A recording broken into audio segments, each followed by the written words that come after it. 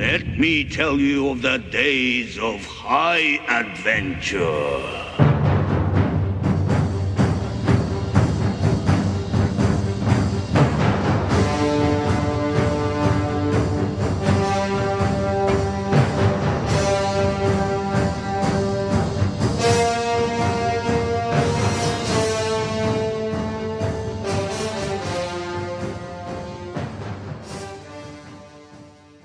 Hey there, nation. Welcome to the show where we help you to play miniatures wargaming on a budget.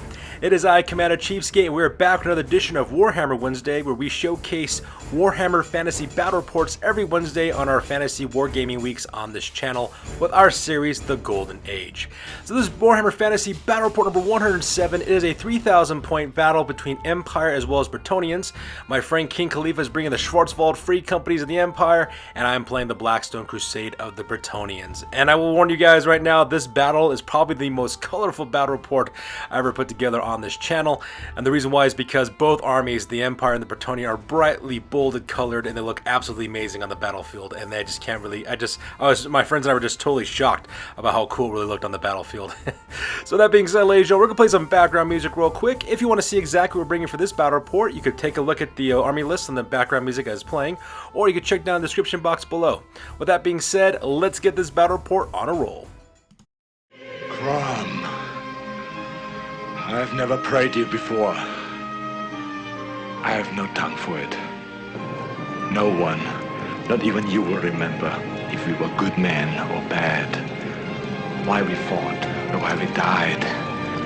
No. All that matters is that two stood against many. That's what's important. Balor pleases you, Crom. So grant me one request. Grant me revenge. And if you do not listen, then the hell with you. Ladies and gentlemen, boys and girls, dying times here. Alright, the battle we're playing on this one is called Battle Line. It's got standard deployment as well as standard victory conditions as always. It is the most typical game of Warhammer that we play on this channel. So with the standard rules over, let's go and talk about the battle plan real quick. So here's an overhead shot of the entirety of the battlefield. It is playing on a 4x6 table. King Khalifa is deployed on the near side of the table, and I'm deployed on the far side of the table. And pretty much the battle plan here is pretty much trying to secure the flanks. As you can see, my friend King Khalifa has deployed his steam tanks on the left-hand side of his deployment area, as well as a huge unit of 21 inner circle knights on the right-hand flank of his army. And those are going to be the ones I'm going to really like to take a crack at. So I'm going to try to delay the steam tanks as much as I can on the left-hand side. I'm probably going to sacrifice my peasants in order to do that, because they cost the least amount of points and hopefully stop those steam tanks from getting to my knight units. At the same time, I'm also going to try to take on his inner circle knights with my knights errant as well as my questing knights, as well as using my yeomen on the right hand side there to act as blockers for the most part. I'm not too concerned about the center, because my questing knights as well as my grail knights and knights of the realm will make short work of the infantry forces in the middle. So what I need to do is defend my flanks and then charge forward, hopefully break his center, and then from there I can take out his flanks one by one. I don't have a real answer for his steam tanks, however. That's the problem on this one. The magic list that I have is mainly made for maneuverability for my Bretonnian army, so I really don't have anything I could do against those tanks. Possibly I could use Spiteful Glance as a magical spell from my Hermit of Shalom Warren. He might be able to do something against those steam tanks, but I don't have any war machines in this army really, so I have no answer for him. So luckily for me though, I'm a highly mobile army, so like I said before, just gonna try to smash the center, take out his right hand flank, and try to escape those steam tanks as best if I can. So with that being said, let's go on and talk about deployment real quick. Alright, so starting with the deployment for the Schwarzwald Free Companies over here on the left-hand flank. On the top of the hill, we have Donner, which is the Empire Great Cannon, which is located on the top of the hill there. And we also got two steam tanks. The one on the left-hand side is called the Panzer Wolf, which is a steam tank, and then right next to it is the Panzer Baron, another steam tank as well. So my friend has got 3 cannons in this army, and that's absolutely terrifying to go up against. And in his center deployment is where most of his infantry forces are located at. Right smack dab in the middle, that is a unit called the Black Company. It is a unit of 37 great swords with full command. They're packing great weapons of full plate armor. They also have the standard discipline, giving their unit +1 leadership.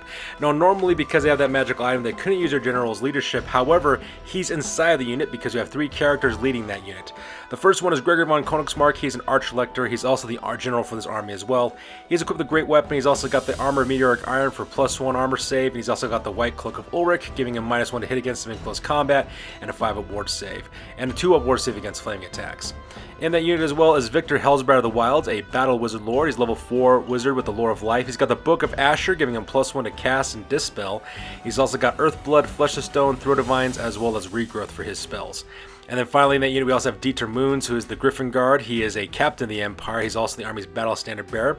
He's got full plate armor as well as a great weapon and shield, and he also has the Griffon banner, which gives his unit double rank bonuses in close combat. However, they can never pursue a fleeing opponent. But that doesn't matter too much because his and on either side of his army of that unit he has his detachments, which do all the chasing for him. On the left hand side is the Red Company unit of 20 halberdiers with light armor and halberds, and right next to him on the right hand side that is the Blue Company, another unit of 20 halberdiers with halberds as well as light weapons as well. In the back there we got Maximilian Max. He is a level 2 wizard, Lore of Metal. He's got enchanted blades of Iban and glittering robes. And then of course right in the front there we got a unit of archers called Rommel's Rangers, a unit of 10 archers with bows, and they got 2 units of 5 detachments of archers on either side of them as well. And then finally on the right hand side we have Blitzen, which is a Hellblaster volley gun. And on the far right-hand flank, we have a unit called the Vagrant Brotherhood. It is a huge unit of 20 Inner Circle Knights. They got full command as well. They got great weapons as well as full plate armor. And they also got the Steel Standard, which means they ignore movement penalties for barding, and they can reroll the dice of 1 when determining charges, fleeing, and pursuits. And leading that unit as well is Sir Tybalt Kraus, the Vagrant Knight. He's a captain of the Empire. He's also got full plate armor, great weapon, as well as a shield. He's riding a Barded Warhorse, and he's also packing the Crown of Command, which makes this unit stubborn. And that unit is going to be a really hard nut to crack as far as I'm concerned. So with deployment over with the Schwarzwald Free Companies, we jump across the table to my army, the Blackstone Crusade. So starting on my left-hand flank, I have a unit called the Bowmen of Baritz. It is a unit of 20 peasant bowmen. That's all they have. They also have braziers as well as defensive stakes, no command whatsoever. And right next on the right-hand side, that is a unit called the Ravizan Guard. It is a unit of 24 men-at-arms with full command. They're also packing halberds and light armor and shields. And that makes it my peasants here on the left-hand flank. In the center is where most of my forces are located at. On the left-hand side, that is a unit called the Templars of the Dawn. It is a unit of 9 questing knights with full command. They also got great weapons, heavy armor, also running Bretonnian warhorses. And right in front of them, of course, right next to them on the right-hand side is the Darnay Rangers, a unit of 5 yeomen armed with horses as well as crossbows. In the center there, that is a unit called the Pride of Lioness, which is a unit of 9 Knights of the Realm with full command. They got lances, heavy armor, shields, and Barded warhorses as well. And leading that unit are 2 of my characters. Up in the center is my army's battle standard bearer, Rapunzel de Lioness. She is the army's battle standard bearer. She's a special character. She's got heavy armor, shield, Barded warhorse, and she's also got the Halo of Maidenly Wrath, which basically makes her cause terror, and that gives the unit magic resistance 3.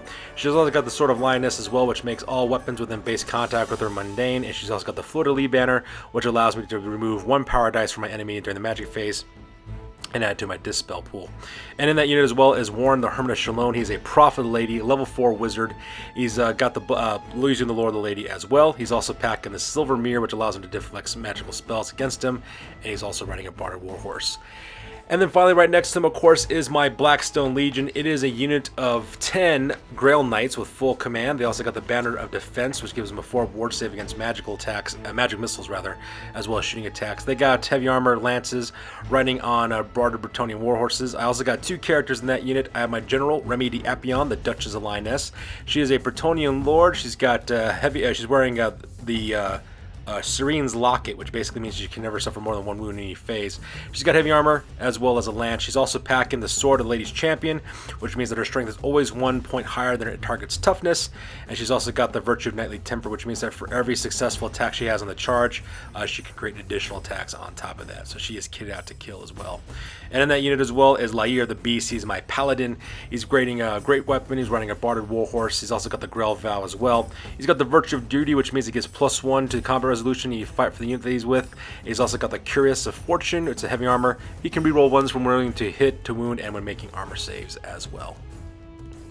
And over here on the right hand side of my army, on the left there, that is a unit called the Hedge Knights. A unit of 7 questing knights with full command. 8 questing knights with full command. They also are packing heavy weapons, great weapons, heavy armor, shields, running Barded warhorses as well. And in that unit as well as another one of my wizards, level 2. His name is Corbin of the Ravens. He is a monk of the lady, level 2 wizard. He's riding a barded warhorse as well. He's also got a dispel scroll. And then right next on the right hand side, that is the Silver Squires. You have 9 knights errant with full command, heavy armor lances, as well as shields, riding barded warhorses, and they're also packing the errantry banner, which gives them a +1 strength bonus when they charge. However, if they have that unit though to test for their impetuous test, they get -2 to the leadership. And finally, vanguarding up forward 12 inches on the left-hand side is the Chasseurs la Arve, is unit 5 yeomen with mounted on horses, armed with crossbows, and right next to them are the Regrowth Hussars, and they're equipped exactly the same thing. And that pretty much makes up my army. So with that being said, we go directly to the top of turn number 1, and we roll off for initiative to see which of us will be going first. So with that, we go directly to the top of turn number 1 for the Empire, and the reason why is because I'm Bretonnians. I am going to take the very first turn to take a knee and pray, so that way we get the blessings of the lady, giving me a 5 aboard saves against missile attacks, as well as 6 aboard save against close combat attacks, because the lady, she doth protect. So because I decided to let my opponent go first, because that bonus is awesome. And as you can see, this photo is also taken after the movement phase, and Khalid Khalifa, he does not waste any time, and he just moves up forward with most of his forces. First off, he decides to declare a charge with his Knights of the Inner Circle Knights of the Vagrant Brotherhood. He originally declares a charge against the Regrowth Hussars. I, of course, decided to flee as a result of that, go back 7 inches. So because of that, he decides to redirect against to my Chasseurs la Arve as well, and I had also decided to flee with those guys too, and I also ran back 7 inches, which is actually kind of cool. So because of that, both of them, of course, fled. My opponent then decided to commit the charge anyways. He failed that charge, but he moved up forward 6 inches, so pretty deadly there. For the rest of his army, he just kind of marches them forward. He sends up the Rommel's Rangers into the center to protect his main line with the forest there in the middle of the town. He also marches up the Black Company, the Red Company, as well as the Blue Company with Maximilian Masks in tow. He then also commits 3 steam points for each of his steam tanks for the Panzer Wolf and the Panzer Baron, and they both go trundling up. I think the Panzer Baron moves up, I think 6 or 7 inches, and the other one moved, I think 5 inches when it ended up happening for the most part. So because of that, his army just kind of deployed that way. And it's actually kind of interesting the way he deployed it. He did this in such a way because those buildings kind of protect his flanks from being charged at for the cavalry, which means I got to run through the space right between them and go through those forests, which could be kind of hairy for me. So I got my work cut out for me on this one.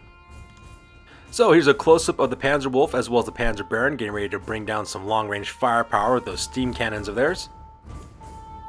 And here's a close-up of all of his infantry forces moving up forward and occupying those forests in the middle, which could be pretty problematic for me because if I charge through those trees, I have to take dangerous terrain tests, so I do have to worry about that because most of my army is cavalry-based. And finally, here's a close-up of the Vagrant Brotherhood filling a charge moving up forward on the right-hand flank, and that is a huge honking unit of Innistrad Knights that I got to deal with as well. So with the move phase over with, we go directly to the magic phase, and unfortunately for my opponent, he didn't have a very successful magic phase, and pretty much dispelled all of his spells. So because of it, we go directly to the shooting phase. And in the shooting phase, I actually got kind of lucky on this one. King Khalifa decided to open a fire with Blitzen, his Hellblaster volley gun, and unfortunately for him, he rolled a misfire on one of his artillery dice. He decided to open it with all 3 racks. So because of that, he only gets half the shots. He only managed to get off, I think it was 5 shots when it was all said and done. Luckily for me, though, only 3 of my Chasseurs la Arve got killed. Luckily for me, too, I also passed my panic test because of the peasants' duty, which means they can use the leadership value of any knights that are near them. So they managed to stand their ground, which is absolutely fantastic. Meanwhile, here on the left-hand side, the Panzer Wolf tries to fire its cannon, but unfortunately rolls a misfire, so because of that, he suffers 3 wounds on that one. However, Donner, as well as the Panzer Bear, open up directly onto the Pride of Lioness. And I got really lucky on that one. Both those shots managed to hit my Pride of Lioness, but luckily for me though, both cannons only killed 1 knight. The rest of them were saved by ward saves. That really helped me out a lot because the lady, she doth protect. So with the shooting phase over, we skip the combat phase and we go directly to the bottom of turn number 1 for the Bretonnians. So that takes directly to the bottom of turn number 1 for the Bretonnians, and this photo is taken after the movement phase, and as you can see in this photo, I also move forward as well. I don't charge anything forward just because I don't want to get countercharged, because when you're a cavalry-based army like I am, cavalry is always good at charging, but it sucks when you're countercharged. So because of that, I decided to kind of take things a little bit more cautiously for the most part. The first thing I do, of course, I march up my Ravizan Guard as well as my Darnay Rangers to the left-hand side to act as a roadblock, basically, speed bump, in order to stop those steam tanks. If those steam tanks are to kill my peasants, so be it. They're not worth that many points, and I'd rather have that happen than get outflanked the left-hand side by steam tanks. At the same time, I also rally up both the Chasseurs la Arve as well as the Regrowth Hussars. They turn around 180 to face against the Vagrant Brotherhood, Hopefully my opponent will charge forward and, you know, act as a speed bump. Hopefully they'll be able to stop those guys from overrunning to my other cavalry units, so that way I can flank with my Silver Squires, at the same time charge forward with my Hedge Knights and finish them off that way. At the same time, I also march up my other 3 units. I march up the Templars of the Dawn, as well as the Pride of Lioness, as well as my Blackstone Legion. March those guys up forward right between the gap between the 2 buildings, because they're going to go right down the center and engage my opponents in the front. And hopefully they won't get my guys killed by those Hellblaster Volleygans, because those things are absolutely terrifying. So with the move phase over, let's go and talk about the close-ups on that. So here's a close-up of my left-hand flank with the Ravizan Guard as well as the Darnay Rangers, acting as a speed bump against the Panzer Baron as well as the Panzer Wolf. And here's a close-up of the Hedge Knights as well as the Pride of Lioness and the Blackstone region, getting ready to cause some pain here in the next turn when I get a chance to charge forward. And finally, here is a close-up of the Riom Hussars as well as my Chasseurs of La Arve, turning 180 to face against the Vagrant Brotherhood, because I'm going to try to countercharge my Silver Sentinels, my Silver Squires, as well as my Hedge Knights, and hopefully I can, you know, fight them that way. So with the movement phase over with, we go directly to the magic phase. And during the magic phase, the Revenge of the Powder Monkey, I managed to cast Spiteful Glance off with Warren, the Hermit of Shalon, directly into Viktor Helsbraad of the Wilds. I threw 5 power dice at it, and unfortunately my opponent was unable to dispel it, so just like that, his level 4 caster gets killed and gets transformed into a Powder Monkey instead, which means that my opponent's level 4 wizard is now dead, which is all kinds of awesome. And there he is, Viktor Helsbraad of the Wilds, lying there dead after being transformed into a giant powder monkey from the Spiteful Glance. Man, I love that spell.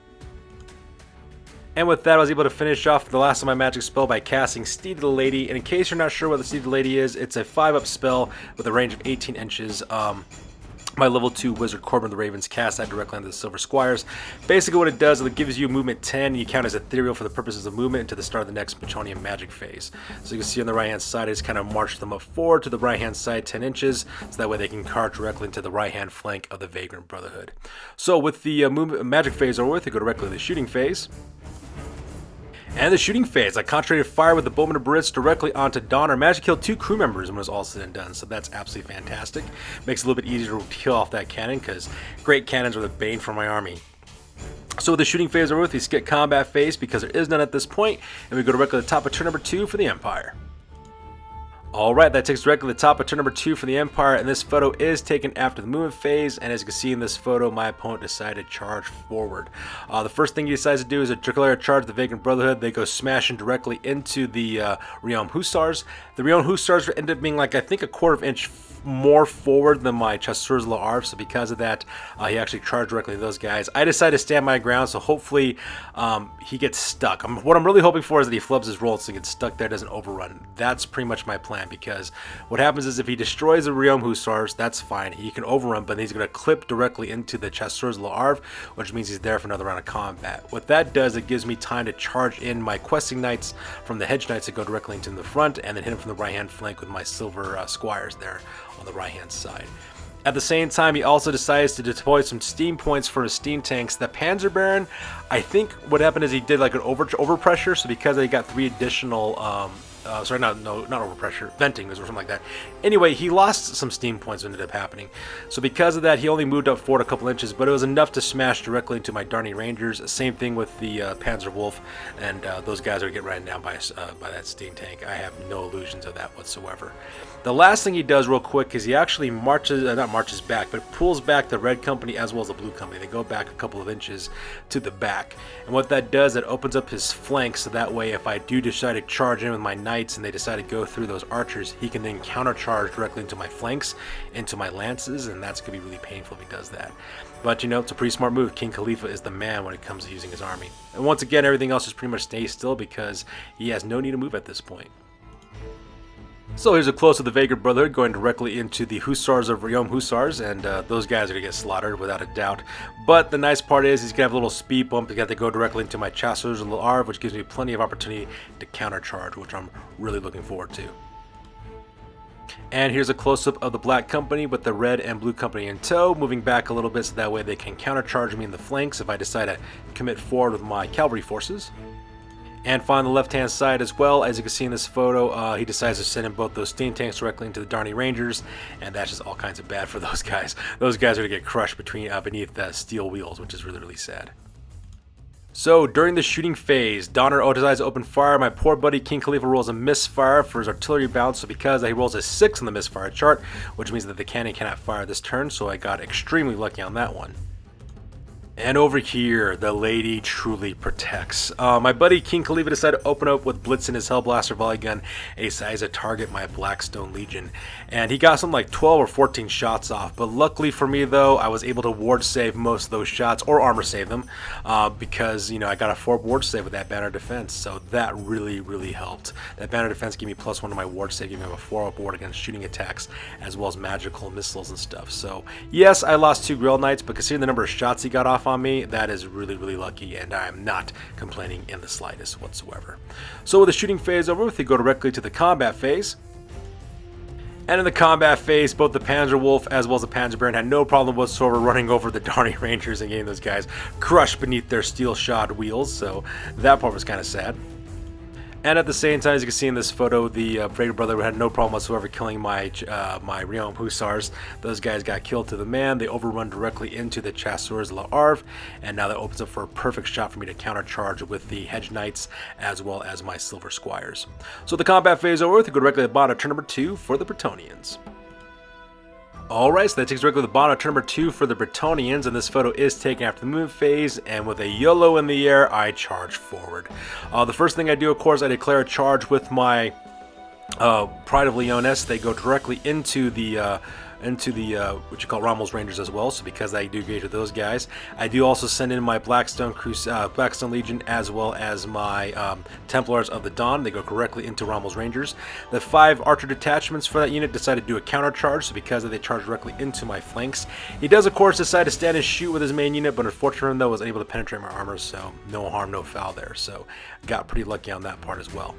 At the same time, I also charge up forward with my Hedge Knights to the right-hand side, catching the Vagrant Brother in the front. At the same time, my Silver Squires go charging directly into the right-hand flank of the Vagrant Brotherhood as well. I did fail my Impetuous test for my Knights Errant, but it didn't matter though because I was able to charge forward and smash right into them. I got really lucky on that part because they did have the steed of the lady still on them, so because they didn't have to take any dangerous terrain tests going through the force because they count as being ethereal, which is absolutely fantastic. Ethereal for movement phase only is when they end up being for the most part. And then of course the only thing I have left are the Bowmen of Brits, and they don't move because they have defensive stakes, and that pretty much makes up my movement phase for this part. So here's a close-up left-hand flank. I forgot to mention this. I did a little side shuffle real quick with my Ravenzan Guard, just between the little hill as well as the building there. I put them in a blocking formation to stop the Panzer Wolf and the Panzer Baron from outflanking me on the left-hand side. What I'm trying to do is I'm trying to stop those steam tanks from flanking me on the left and hitting my knights from behind. So if I have to sacrifice a few peasant halberdiers to do so, men-at-arms, that's perfectly fine. That's what they're there for. And here's a close-up of my beautiful close-up of my 3 lances of Questing Knights, Knights of the Realm, and Grail Knights going forward, and also being surrounded by a bunch of bowmen from the archers from the Empire. And here's another beautiful shot of my Questing Knights from the Hedge Knights, as well as my Silver Squires going directly into a pincer attack into the Vagrant Brotherhood. And I just gotta take a moment to appreciate how colorful this image is. I mean, look how bright and colorful it all is. You know, there's like a rainbow of colors in this photo, just right here between the 3 units of knights charging into each other. I'm sorry, I just really like this picture a lot. It's just really cool because everybody's so uniquely colored and it just looks absolutely fantastic. Anyway, enough tuning my own horn. Moving on with the rest of the battle report. So we go directly to the magic phase, and I throw 5 dice into Righteous Wrath for my character Warren, the Hermit of Shalom, and I decided to use the boosted version of Righteous Wrath is what I decided to do. Wrath of Righteousness, rather, is what the spell is. Yes, I cast it at a 19+, but I was able to do so without miscasting. And what that does, it affects all enemy units within enemy units within 12 inches of the caster, causes 2d6 strength 4 hits with armor piercing.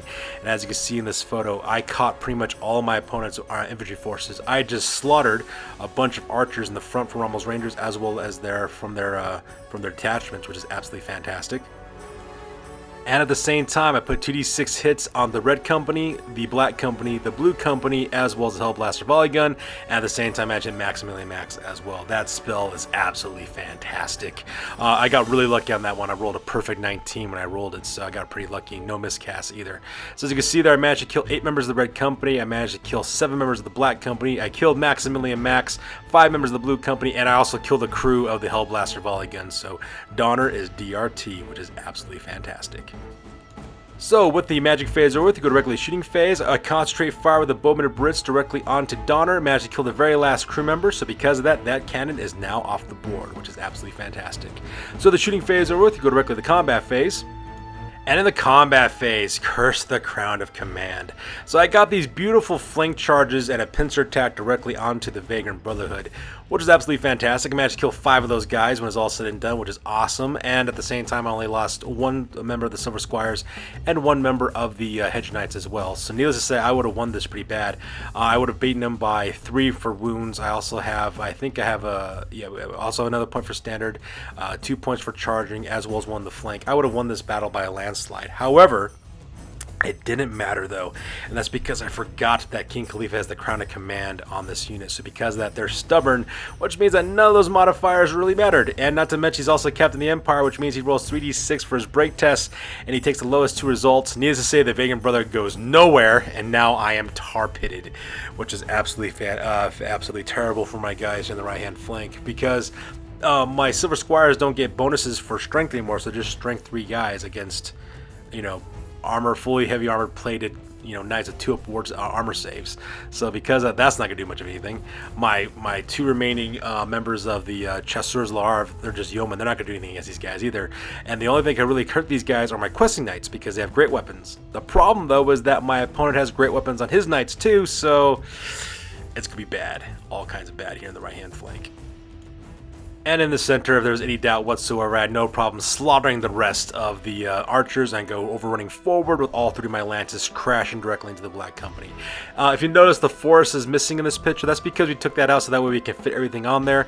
Luckily for me, though, I passed my dangerous terrain tests. I didn't roll any 1s, and the ones I did roll, ones I saved with armor saves, so that part was kind of nice as well. So there you go. Beautiful clash between those units. And just once again, I just love how colorful this image is. Like I said, this is the most colorful battle report I have, because the Knights, the Empire is brightly colored, my Bretonnians are brightly colored. It just looks really, really awesome. So with that, we go directly to the top of turn number 3 for the Empire, and the photo is taken after the move phase, and once again, my buddy decides to, fully commit. First thing he does, he generates 3 steam points for his for the Panzer Wolf. 4 steam points for the Panzer Wolf as well as for the Panzer Baron. I believe he gets overpressure is what he ends up getting for the Panzer Baron. So he does suffer 3 wounds on the steam tank, but he also generates 3 additional steam points, which he used for grinding attacks against my my Ravizan Guard. So that part's kind of scary. Taking on 2 steam tanks full throttled, it's like taking on the choo-choo train from Doom, basically, for the most part. At the same time, he also charges in the red company as well as the blue company into the flanks of my Templars of the Dawn as well as my Blackstone Legion. So that part was kind of crazy as well. So here's a close-up of the right-hand flank with my questing knights from the Hedge Knights, as well as my 2 Chasseurs L'Arve, as well as my 8 members of the Silver Squires. And this combat's going to be not so great because my Silver Squires have no strength bonuses whatsoever, so that's going to be really tough. And at the same time, here is a close-up of my Blackstone Legion being flanked on the right-hand side by the Blue Company, as well as the Templars of the Dawn being flanked on the left-hand side by the Red Company. As you see, that we're also taking on the front with the Black Company as well, with my units as well. So it's going to be a huge just melee right here in the middle of the battlefield. And finally, here's a close-up of the Panzer Wolf as well as the Panzer Baron going directly into the Ravizan Guard, and that's just going to be all kinds of bad for my peasants because these guys have grind attacks and impact hits and 3 additional bonus steam points for the grind attacks. Oh, I just feel so bad for my peasants. They're all being pancaked as time goes on. So with the move phase over with, we skip the magic phase because unfortunately my opponent didn't really have much of a magic phase. We skip the shooting phase because there are no shooting elements, and we go directly to the combat phase. And once again, combat phase, pretty brutal for me. I managed to lose 3 members of the Hedge Knights. Those guys managed to get killed, as well as my 2 Chasseurs La'Arv. Those guys got destroyed as well. And I didn't lose anybody in the Silver Squires. I got really lucky on that part as well. At the same time, my opponent also lost 2 members too. I believe I won combat, I think. I won it by 1, but it didn't really matter though, because once again, these guys have the Crown of Command, so these guys are stubborn, and needless to say, King Khalifa can roll his break tests like a boss. So we're going another round of combat. Combat here in the center. Oh, good gravy. The combat in the center was an absolute bloodbath, as you can see in this photo. As you can see, I decided to direct all my attacks forward because that was, was the most destructive about. And as you can see in this photo, I managed to kill 19 members of the Black Company, which is absolutely fantastic. The first thing that ends up happening is that my opponent, King Khalifa, issues a challenge with his general, Gregor von Konigsmarck. I decided to answer the call with Remy d'Apion, so because that my general and his general fight against each other, I managed to put a wound on his general, but his general wasn't able to put any wounds back on me, so they go another round of combat. But as you can see there, though, I killed 19 members of the Black Company. At the same time, though, I did lose 5 members from the Temple of the Dawn, so that part was not so great. I lost 3 knights from the Pride of Lioness, as well as one of my Blackstone Legion guys. None needless to say, though, I won this combat no problem whatsoever, so because of that, my opponent had to take a break test for the Black Company. My opponent failed his break test. The Black Company goes back, I think, 6 or 7 inches, but I go forward 8 with the Pride of Lioness. And just like that, my Pride of Lioness runs down and kills off the last of the Black Company. Unfortunately, they're the only ones able to do so because they were not flanked on either side. My Templars of the Dawn, they're still stuck on the left-hand side there, fighting against the Red Company. And as you can see there, I do a quick combat reform real quick with my Blackstone Legion to face off against the Blue Company as well. So I still got to fight those guys still in close combat.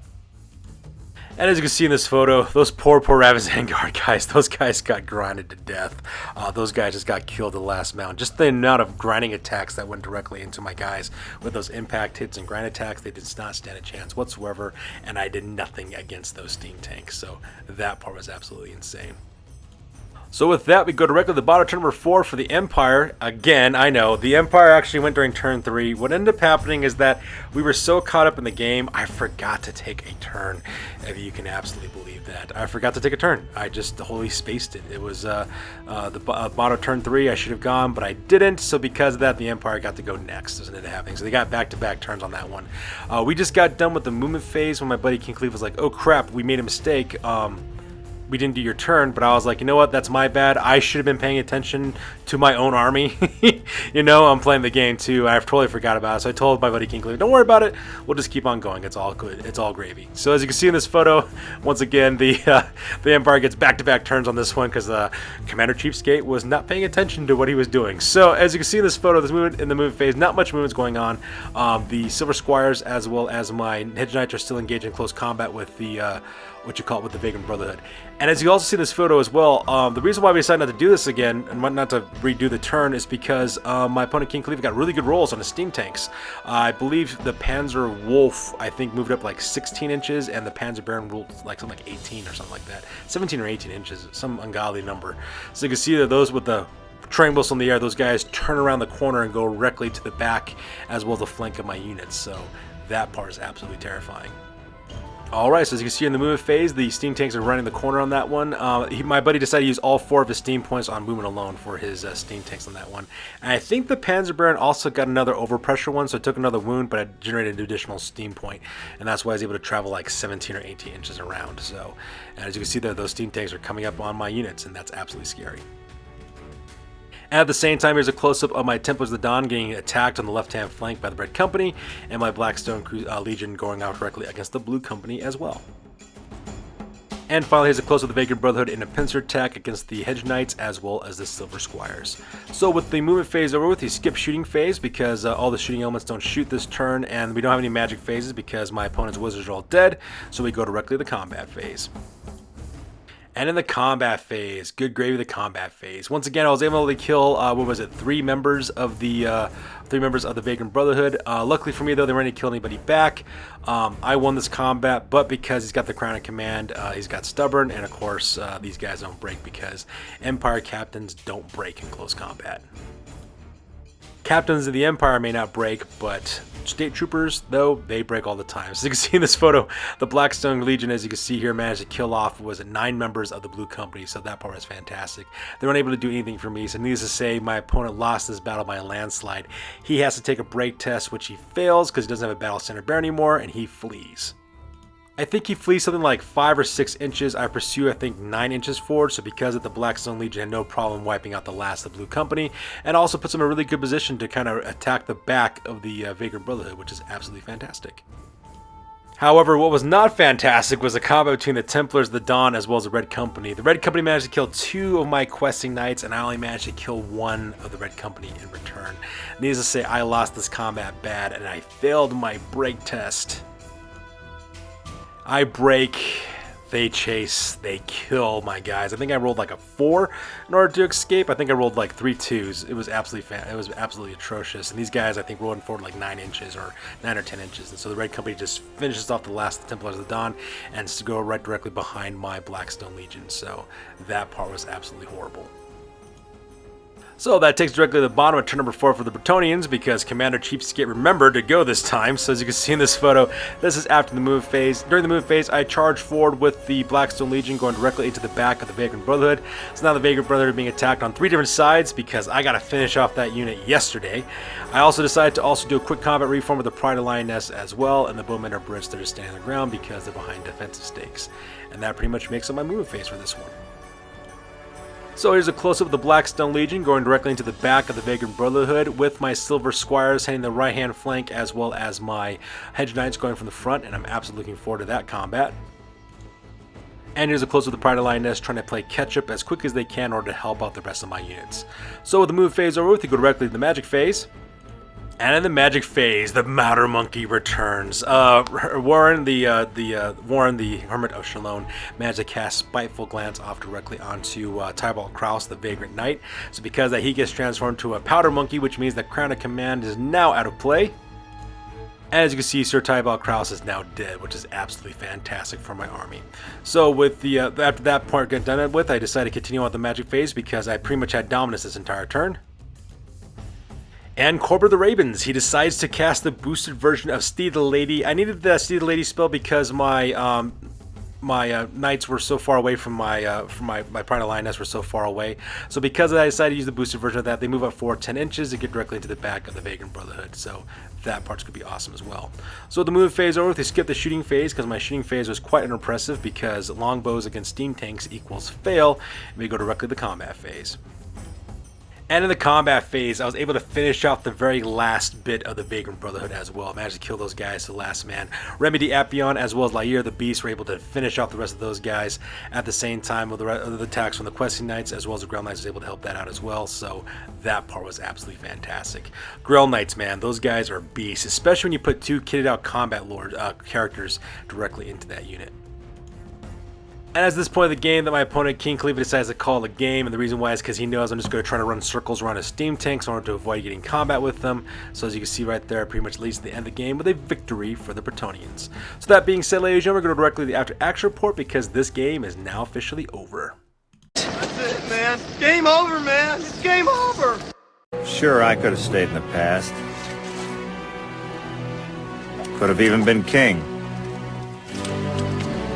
But in my own way, I am king. Hail to the king, baby.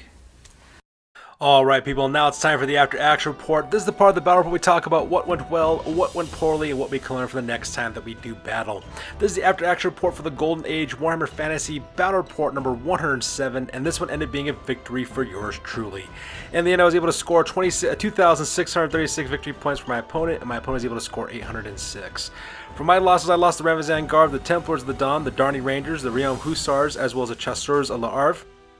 King Khalifa lost Gregor von Konigsmarck, Viktor Helsbraad the Wild, Dieter Munz the Griffon Guard, Sir Tybalt Kraus the Vagrant Knight, Maximilian Max, the Blue Company, Rommel's Rangers, the Vagrant Brotherhood, the Black Company, Donner, as well as Blitzen. This battle was extremely fun to play just right off the bat. The battlefield was so colorful. I really liked seeing all the bright and bold colors in this way, and this is one of the reasons why I love it, especially when you play it with Iron Major's beautiful terrain that he sets up for us for our gaming group. It looked absolutely fantastic as well. In fact, King Cleef and I actually took some breaks just to marvel at all the way that everything looked on this battlefield, and maybe that's why I forgot my part in turn number 3, because I was too distracted by how awesome everything looked. But anyways, I'm digressing. So the magic played a huge role in this battle. I was able to kill off Viktor Helsbraad of the Wild, killing my opponent's level 4 caster, giving me complete dominance during the magic phases. And because of that, I was able to kill Sir Tybalt Kraus with my Spiteful Glance spell. At the same time, I'm able to cast the boosted version of Wrath of Righteousness, which really played a huge role as well, because it pretty much gutted most of King Cleef's infantry forces, which softened them up for my cavalry charges, which is really awesome as well. And I'm not gonna lie, most of my battle was spent trying to keep the 2 steam tanks, Panzer Baron and Panzer Wolf, for my army. I just kept on feeding them peasants and trying to outmaneuver them because I had nothing, absolutely nothing that I could go against that steam tank. My Bretonnian Lord might have been able to do it because that sword gives her 1-up strength over their toughness, but that was really all I had left. That was my only answer really for the most part. At the same time, I was also extremely lucky during the shooting phases because my opponent had 3 cannons and a Hellblaster volley gun, and those guns are no joke for anybody to go up against. And I got really lucky because my ward saves really helped me out, and more than that, the misfires that my opponent was facing also really saved my army a lot in this battle as well, because those cannons would have just ripped right through my armor. I had to rely on ward saves in order to survive. I might have to rethink my magic of my army a little bit. Having 2 casters with the Lord of the Lady is pretty cool, but I might need to change up with the Lord of Life to heal back some of my losses, because every single time I take a loss from my knights, it really hurts. I'm still toying with this idea. I'm nothing set in concrete for right now, but if I make any changes, you guys will be the first to know on my channel. Like I said before, this was an extremely fun game to play against an awesome opponent, and as always, I am looking forward to the rematch. So that's good to do for this one, you guys. As always, please feel free to like, comment, and or subscribe. Your guys' input is always appreciated. We're coming up on the big 1,000 here in a little bit. At the same time, ladies and gentlemen, check out our Facebook, Instagram, as well as blogger.com for all the latest, greatest hobby news related to this channel. That's good for this one, you guys. We will catch you guys in the next one. Peace out and stay classy.